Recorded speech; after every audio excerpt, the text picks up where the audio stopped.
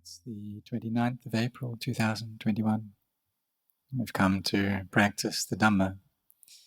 And this Dhamma, it's here within our bodies and our hearts. And when the mind has samadhi, then the mind will develop and produce wisdom. And this wisdom, it's an all-around knowing. And what is it that we know? Well, we know things in line with their nature. Just like people, and they get old, they get sick, they die. And these days, we're seeing that a lot, that in just one country, during the space of one day, sometimes there's 10,000 people who are passing away. And those who are contracting this virus, it can be between 1 to 400,000 people. And so we see that in some places that there are dead bodies all over the place due to this illness. And this happened during the time of the Buddha, that we read about that in the scriptures, and that was 2,564 years ago, now that he passed away. But we still have these pandemics. We still have these illnesses that people aren't able to defeat. And even though we can do so many things, we've invented these spaceships that can fly through space at incredible speeds and go all the way to the moon. And we've invented many different vehicles that can travel at very high speeds. All kinds of things that can give us a lot of ease, a lot of convenience in our lives. We've developed our agriculture and food, developed and industrial things as well. But the problem is that these illnesses also develop. And so people now in this present age are not able to overcome them. And in the future this will happen as well. There'll be more pandemics, and maybe even stronger than this one. Because when the world develops, then degeneration and deterioration appears. So we should study this with wisdom, to see that illness arises because we have a body, that this body is the residence of illnesses. When we have different parts of the body, different organs, then sickness will arise in those parts. And so, but sometimes people think, well, why am I getting ill? I do so many good things. I create a lot of merit. I'm very generous. I look after the precepts. So why am I getting sick like this? That I've done all these good things with my life. So why am I getting ill? But this view, it's incorrect. So when we do good things, then we'll get good things, which means that our heart becomes good. Our heart becomes higher, becomes more noble, it becomes lighter, it becomes cleaner, it becomes more pure. And these are all good things. But it's not the case that when we're generous, then we won't get sick. That's another issue entirely. Because when we're born, then old age and pain, death, are normal for us. And so we should look around and we see that all these people who are sick, who are going through these different illnesses, there are so many in the present moment. But there are also many who haven't got ill yet. There are so many who haven't died. So this is an issue to do with our karma. And so sometimes people have this karma to get ill.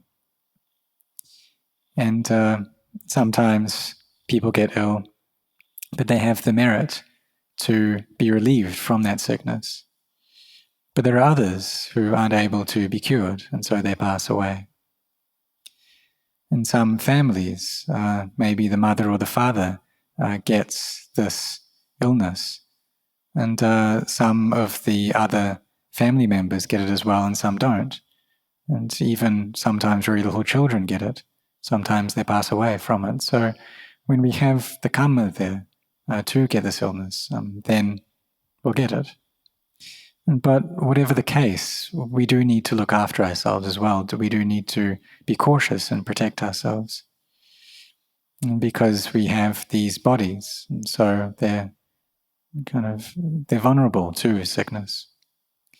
So we see that when we have teeth, then there'll be illnesses of the teeth. There'll be problems that occur with our teeth, like toothache.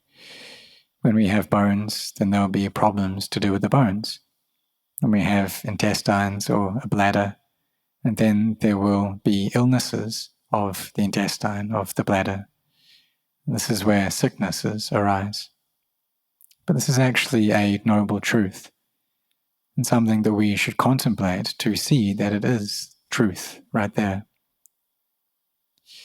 And for the people who are quite old, then they'll know these things very well. Just like toothaches. And Lumpur Cha, he could get very painful toothaches, and he would talk about this sometimes. And traveling from his monastery to Ubon, it wasn't very easy. So he didn't want to go through all that difficulty traveling back and forth to look after his teeth, to go see the dentist.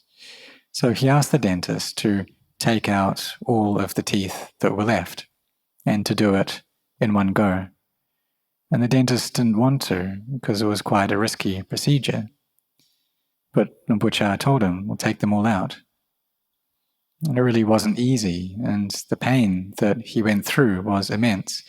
But because of the power of his samadhi, he was able to separate his mind out from those painful feelings.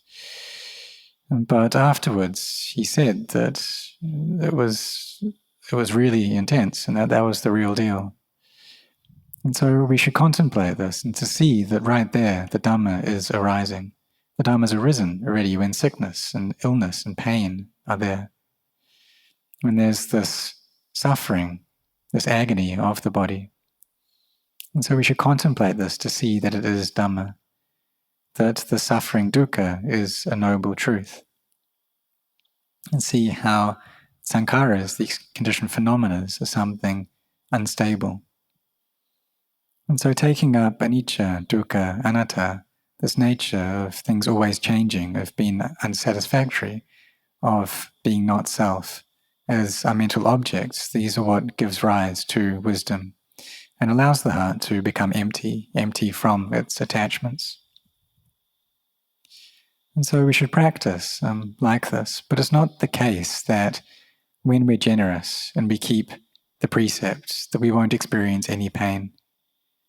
But when we experience that pain, we do so with wisdom. And during the practice, then we fight with these painful feelings. Because when we're on the verge of death, they can be extreme, can be very torturous. So we need to prepare ourselves first, because suffering is awaiting us in the future. So we use the time now to meditate, to train our minds to not be heedless. Train ourselves so that we're able to, for it to just be the body that gets sick and not the mind. So one time I went to pay respects to a great teacher, and he was in the last stages of his life with stage 4 cancer.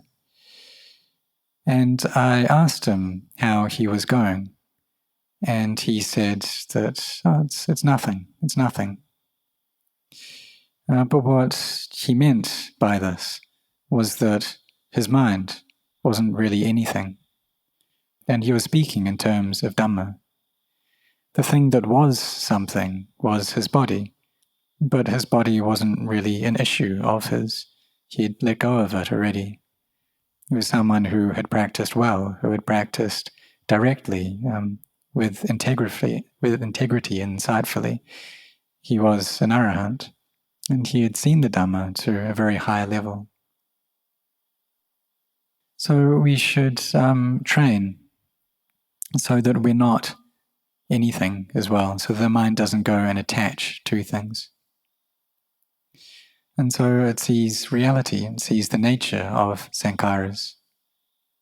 So we should contemplate in this way every single day, so that we have energy of mind, we have experience. And we should think in correct ways when this pain comes up, and practice with it, meditate with it. So now we see that in different places in the world there are many people who are dying. In some countries it's really pitiful that they burn the corpses right out in the streets. And this is a kind of illness that when people are close to the end, then their relatives can't even come close to them, because it's possible for them to contract it as well. So you see that really do have to be separated from the things that we like and we love. Even though we have a mother, a father, brothers and sisters, a wife or a husband and children, that we need to be separated from all of these people, and this is suffering. So therefore, while we still have life, then we should be devoted to doing acts of goodness and acts of kindness, and to care for one another, because it's not sure. We don't know when we're going to be separated from each other. Our lives are uncertain, so we should be heedful. And so may everyone contemplate like this every single day, and may you all set your hearts on this.